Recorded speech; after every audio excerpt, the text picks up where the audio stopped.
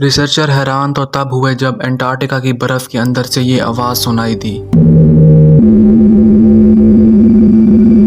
हालांकि वो रिसर्च तो किसी और चीज पर कर रहे थे, लेकिन इस आवाज ने उनको एक नई बहस में उलझा दिया।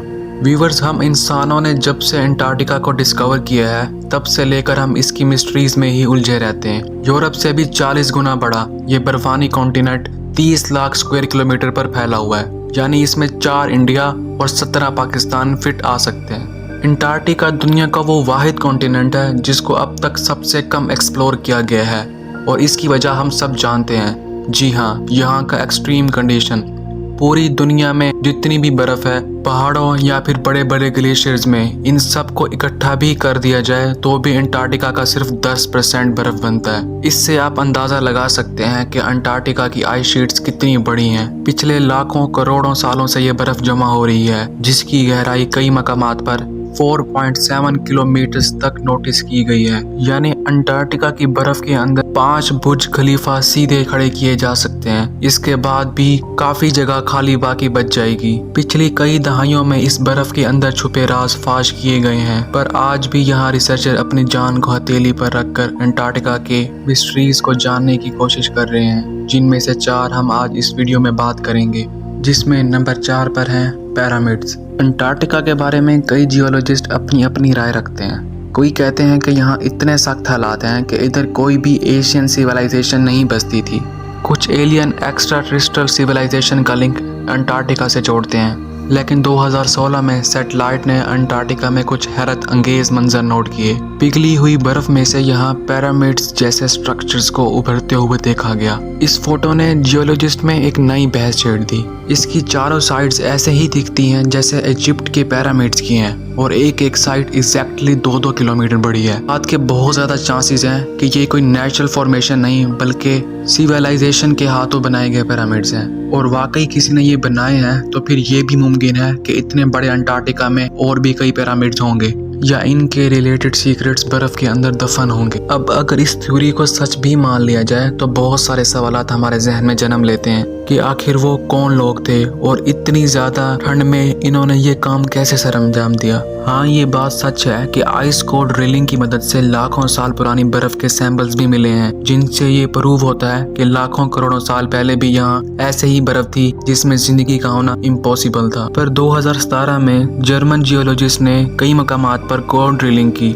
और जो रिजल्ट निकल कर आए वो वाकई हैरान करने वाले थे। कोर ड्रिलिंग में लाखों साल पुराने दरख्तों और जड़ी बूटियों के सैंपल्स निकल कर आए, जो हजारों फीट बर्फ के नीचे ही दफन है। ये इस तरह के दरख्त थे जैसा कि रेन फॉरेस्ट में पाए जाते हैं। साइंसदानों के एस्टिमेट के मुताबिक तकरीबन 11,000 साल पहले लास्ट आइस एज के वक्त पूरा अंटार्कटिका बर्फ से ढका नहीं होता था, बल्कि कुछ एरियाज ऐसे भी थे जहां जंगलात पाए जाते थे और जिंदगी का होना मुमकिन हुआ करता था। पर सवाल ये है कि इस फोटो में दिखने वाले पिरामिड्स हैं कि नहीं, इसको फिजिकली कोई जाके नहीं देख सका। पर इससे एक बात तो क्लियर हुई कि एक वक्त ऐसा था जब अंटार्कटिका भी हरा भरा हुआ करता था और जिंदगी से भरपूर होता था। नंबर 3 पर है स्ट्रेंज साउंड। 2002 में अंटार्कटिका में एक बर्फ का बहुत बड़ा हिस्सा टूटकर समंदर में शामिल हो गया। लासन बी नामी ये आइस शेल्फ 350 स्क्वायर किलोमीटर बड़ा और करीब 220 मीटर मोटा था। यूं समझ लें कि ये कराची के साइज जितना बर्फ का तोता था। इतना बड़ा आइस शेल्फ समंदर की नजर होते ही जल्द ही पिघल गया, और जाहिर है कि इसकी वजह से ओशन के पानी में भी भरपूर इजाफा देखने को मिला। साइंसदानों और रिसर्चर्स ने पहले ये समझा कि लासन भी ग्लोबल वार्मिंग की वजह से अंटार्कटिका से अलग हुआ है। अगली बार ऐसा ना हो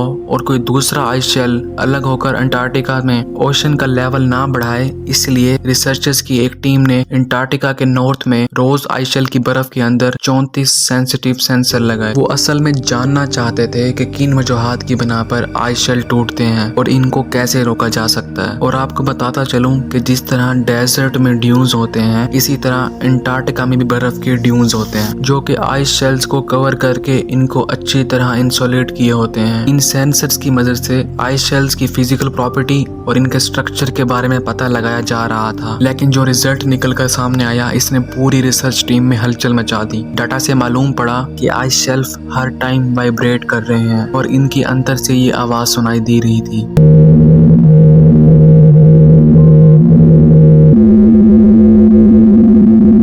इस आवाज आवाज़ की फ्रीक्वेंसी सिर्फ 5 हर्ट्ज थी, जिसकी वजह से इंसानी कान इसको नहीं सुन सकते। पर सेंसर से आने वाला डाटा साफ साफ इस बात की गवाही दे रहा था कि यहाँ कोई तो ऐसी ताकत है जो इस आइस शेल्फ को वाइब्रेट करा रही है। कई महीनों की रिसर्च के बाद इस आवाज में कुछ बदलाव देखा गया और इस रिसर्च के दौरान ये भी देखा गया कि बदलते मौसम में आइस शेल्फ की आवाज में भी बदलाव पैदा हो रहा है। फिर आखिरकार ये नतीजा निकल कर आया कि आइस शेल्फ में ये आवाज हवाओं की वजह से पैदा हो रही है। यहाँ की तेज हवाएं जब अपनी डायरेक्शन बदलती हैं तो आइस शेल्फ से आने वाली आवाज भी बदल जाती है। ठीक उसी तरह जिस तरह फ्लूइड में आवाज कम या ज्यादा होने की वजह से इसकी आवाज चेंज हो जाती है। अब रिसर्चर्स इस आवाज को सुनकर अंदाजा लगाते थे कि आइस शेल्फ के अंदर क्या चल रहा है, इसकी मजबूती कितनी है और वो जमीन में कितनी मजबूती के साथ ठहरा हुआ है। नंबर 2 पर है अंडर आइस लेक्स।